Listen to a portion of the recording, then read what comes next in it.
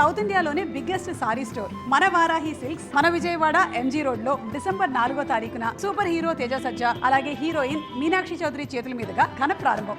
HILT ప్రస్తుతం 2 తెలుగు రాష్ట్రాల్లో చర్చనీయాంశంగా మారిన అంశం. ప్రజల ప్రయోజనాల కోసం ఈ ప్రాజెక్ట్ని తీసుకొచ్చాము అంటూ ప్రభుత్వం చెప్తుంటే తమ వ్యక్తిగత ప్రయోజనాల కోసమే తీసుకొచ్చారని ప్రతిపక్షాలు దాడి చేస్తున్నాయి. ఇదే అంశంపై మనతో పాటు మాట్లాడడానికి టీపీసీసీ చీఫ్ మహేష్ కుమార్ గౌడ్ ఉన్నారు. నిజంగా మీ వ్యక్తిగత ప్రయోజనాల కోసమే హిల్ట్ తీసుకొచ్చారా? 10 ఏళ్ళు ప్రజలకు ఉద్యోగం ఇస్తామని, తెలంగాణ సంరక్షిస్తామని అధికారంలోకి వచ్చినటువంటి బీఆర్ఎస్ నాయకులు తెలంగాణను భక్షించడమే కాకుండా నిరుద్యోగుల యొక్క పుట్టగొట్టినటువంటి ఘనమైన చరిత్ర బీఆర్ఎస్ వాళ్ళది. ఇలా రేవంత్ రెడ్డి గారి నాయకత్వంలో కాంగ్రెస్ ప్రభుత్వం ప్రజల అవసరాల దృష్ట్యా హైదరాబాద్ మరో ఢిల్లీ నగరంగా మారే అవకాశం ప్రమాదం ఉందని ముందే గ్రహించి దూరదృష్టితో పొల్యూషన్ లేకుండా చేయాలనే ఉద్దేశంతో హిల్ట్ పాలసీని తీసుకొచ్చింది. ఇది ఒక బహుత్తరమైన పాలసీ, ప్రజలకి ఉపయోగపడే పాలసీ. ఈ పాలసీ వల్ల ప్రజల ముంగిట్లోకి ధరలు వస్తాయి, భూముల ధరలు. పరిశ్రమలు హైదరాబాద్ నరిబొడ్లో ఉండడం వల్ల మనకు చాలా ప్రమాదకరమైనటువంటి కాలుష్యం వస్తుంది. కాబట్టి వీటన్నింటి కూడా ఓఆర్ఆర్ బయటకు తరలించి వాటి స్థానంలో రెసిడెన్షియల్ ఏరియా దాన్ని చేయాలని ఇది ఒక సదుద్దేశంతో చూసుకున్నట్టు కార్యక్రమం. దీంట్లో అవినీతి జరుగుద్దని, ఏదో జరిగిపోయిందని వారు గతంలో చేసిన మాదిరిగా మేమేదో చేస్తామని ఊహించుకొని మా మీద నిందలేసే ప్రయత్నం చేస్తూ ఉన్నారు. ఇది నిజాయితీగా, నిష్పత్తిగా, పక్షపాతంగా జరిగేటువంటి కార్యక్రమం. ఇది ప్రజల అవసరాల కోసం తీసుకున్న కార్యక్రమం. గతంలో ఐటీ మంత్రిగా ఉన్న కేటీఆర్ గారు తన అనుయులకి, తన మిత్రులకి ఇబ్బడి మబ్బడిగా హైరాజ్ బిల్డింగ్ పర్మిషన్ ఇవ్వడం వల్ల, దూరదృష్టి లోపించడం వల్ల సరైన పార్కింగ్ లేక, సరైన రోడ్లు లేక అస్తవ్యస్తం. ఇలా ట్రాఫిక్ సమస్య అంతా కూడా గత బీఆర్ఎస్ ప్రభుత్వం విడిగా ఇచ్చినట్టు పర్మిషన్లే. దాన్ని గ్రహించుకునే ఇవాళ దూరదృష్టితో హిల్ట్ పాలసీని తీసుకొచ్చి పరిశ్రమల్ని ఓవర్ వెలుపలకు తరలిస్తూ ఉన్నాం. ఆ వెలుపల ట్రిబుల్ అవతల వ్యవసాయము, మంచి ఫారెస్ట్లు వస్తాయి. ఇదొక సుందర నగరమే కాకుండా, విశ్వనగరమే కాకుండా ఒక గ్రీన్ సిటీగా తీర్చుకునే అవకాశం ఉంది. కాబట్టి దీంట్లో విమర్శించేటటువంటి పరిస్థితి రాకూడదు. ఓఆర్ఆర్ అవతలకు తరలించడం కానివ్వండి, లేదంటే ఓఆర్ఆర్ లోపట ఏవైతే మున్సిపాలిటీస్ ఉన్నాయో వాటిని జిహెచ్ఎంసీలో కలపడం, ఇదంతా కూడా ఖజానాన్ని నింపుకోవడానికి, అది కూడా రాష్ట్ర ఖజానా కాదు, వ్యక్తిగత స్వలాభం కోసం అంటూ ప్రతిపక్షాలు పెద్ద ఎత్తున దాడి చేస్తున్నాయి. పచ్చకళ్ళ వాడికి లోకమంతా పచ్చ కనబడుతుంది. వారు గతంలో చేసినటువంటి అవినీతి అందరికీ అంటిముట్టించే ప్రయత్నం చేస్తూ ఉన్నారు. ఇది నేషనల్ పార్టీ, కాంగ్రెస్ పార్టీ జాతీయ దృక్పథంతో పనిచేసిన పార్టీ, ప్రజల అవసరాల కోసం ఎన్నుకోబడిన పార్టీ, ప్రజల అవసరాల కోసం పనిచేస్తుంది. అవినీతి అనేటానికి ఆస్కారమే లేకుండా హిల్ట్ పాలసీ ముందుకు పోతుంది. ప్రజలు విఘ్నులు, తెలంగాణ ప్రజలు అన్నీ అర్థం చేసుకుంటారు. వీళ్ళు ఎన్ని విమర్శలు చేసినా, వారికి ఉన్నటువంటి అలవాట్లు మాకు అంటగట్టే ప్రయత్నం చేసినా ప్రజలు యాక్సెప్ట్ చేయరు. ఇంత విమర్శలు చేసినా ఎందుకు సార్ మీ పార్టీ మంత్రులు కానివ్వండి ఎవరు కూడా ఎందుకు స్ట్రాంగ్ కౌంటర్ ఇవ్వలేకపోతున్నారు? చెప్తున్నాం కదా, ఇప్పుడు దాంట్లో అవినీతి జరిగితే మనం కౌంటర్ ఇవ్వాల్సిన అవసరం ఉంది. సాఫీగా, సీదాసాదాగా, నిజాయితీగా, నిష్పక్షపాతంగా ఆ పాలసీ వచ్చింది.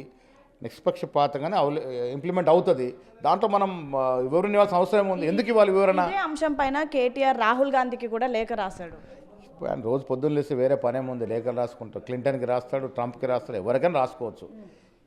అంశం ఏంటంటే ఇక్కడేమైనా జరిగిందా, అది ఇంపార్టెంట్. ఇక్కడ ఏమి జరిగినప్పుడు ఆయన ఎవరికి లెటర్ రాసుకుంటే మాకేం నొప్పి? 2 ఏళ్ల ప్రజాపాలన విజయోత్సవ సంబరాలు కాదు, అవినీతి సంబరాలు చేసుకోండి అంటూ కూడా ప్రతిపక్షాలు మీ పైన దాడి చేస్తున్నాయి. ఏం చెప్తారు దీన్ని? బీఆర్ఎస్ పార్టీ 10 ఏళ్ళుగా చేసిన అవినీతి ప్రజలు గ్రహించే వారిని ఇంటికి పంపించినారు. బీఆర్ఎస్ పార్టీ అనేది గతం మాత్రమే.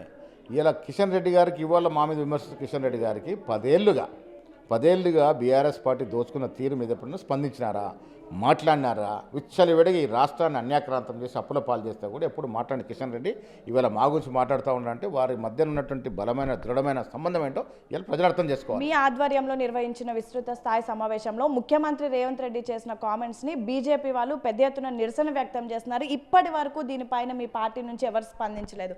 మీ సీఎం పైన కూడా ఇంత దాడి జరిగిన ఎవరు స్పందించారా? ఇప్పుడు ఒకటి, ముఖ్యమంత్రి గారు డీసీసీ ఉద్దేశించి మాట్లాడుతూ ఒక సామెతలాగా తెలుగు సాంప్రదాయంలో కోట్లాది దేవతలు ఉన్నారు. ఎస్, వాస్తవం. మనం కోట్ల దేవతలను పూజిస్తాం. ఎవరి నమ్మకం వారు, ఎవరు ఏ దేవుడిని ఆరాధించుకో ఆ దేవుని ఆరాధిస్తారు.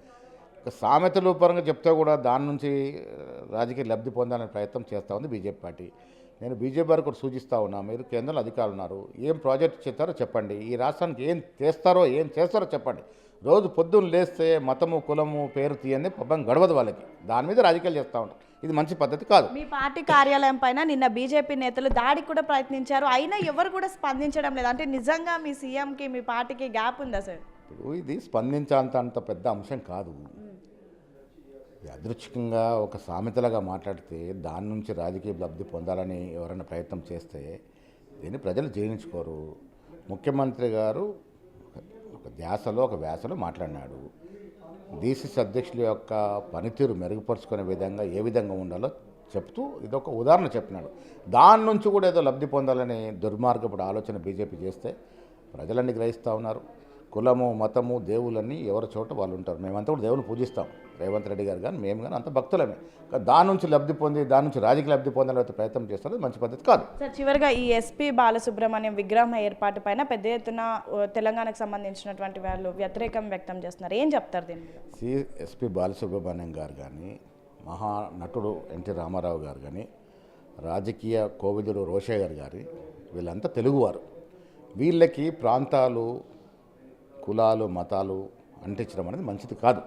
కళాకారులను గౌరవించుకోవాలి. తెలుగువారు అందరం కూడా గౌరవించుకోవాల్సిన అవసరం ఉంది. డీసీసీల అసహనం మొన్నటి మీటింగ్తో సర్దుమణిగింది అనుకోవచ్చు. డీసీసీ అసహనం ఎక్కడ లేదు. డీసీసీలో 90% సజావుగా కింది లెవెల్ నుంచి వచ్చినటువంటి అబ్జర్వర్స్ సేకరించినటువంటి సమాచారం వల్ల జరిగినాయి. కొన్ని చోట్ల కుల సమీర కోసం మార్పులు చేర్పులు చేశాం. మొదటిసారిగా ఈ రాష్ట్ర చరిత్రలో ఎస్సీ ఎస్టీ బీసీ మైనార్టీల వారికి 80% ఇవ్వడం అనేది రేవంత్ రెడ్డి గారికి మాకు మీనాక్షికి ఉన్నటువంటి సంకల్పం రుజువు అవుతా ఉంది. సో మొత్తానికి డీసీసీలో ప్రస్తుతం ఎటువంటి అసహనం లేదు అంటూ కూడా చెప్పడం జరిగింది. సేమ్ టైం హిల్ట్ ప్రాజెక్టు పైన కావాలనే ప్రతిపక్షాలు దాడి చేస్తున్నాయి అంటూ కూడా పీసీసీ చీఫ్ మహేష్ కుమార్ గౌడ్ చెప్తున్నటువంటి పరిస్థితి. Video journalist Lakshmikant, Hema, big TV, Gandhi Bhavan.